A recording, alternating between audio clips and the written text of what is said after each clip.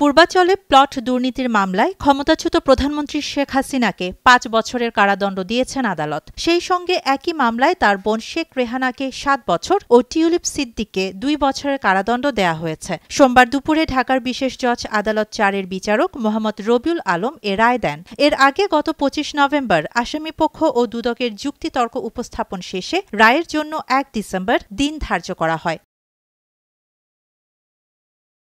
এদিকে এ রায় ঘিরে আদালত চত্বরে নেওয়া হয়েছে কঠোর নিরাপত্তা ব্যবস্থা। মামলার অভিযোগ থেকে জানা যায়, শেখ হাসিনার বিরুদ্ধে ক্ষমতার অপব্যবহার ও অনিয়মের মাধ্যমে পূর্বাচল নতুন শহর প্রকল্পে ১০ কাঠা প্লট বরাদ্দ নেওয়ার অভিযোগে চলতি বছরের ১৩ জানুয়ারি মামলা করে দুদক। তদন্ত শেষে গত ১০ মার্চ ১৭ জনের বিরুদ্ধে আদালতে অভিযোগপত্র দাখিল করেন তদন্ত কর্মকর্তা দুদকের সহকারী পরিচালক আফনান জান্নাত কেয়া। গত ৩১ জুলাই একই আদালত আসামিদের বিরুদ্ধে অভিযোগ গঠন করে বিচার শুরুর আদেশ দেন। বিচার চলাকালে আদালত ৩২ জনের সাক্ষ্য গ্রহণ করেন।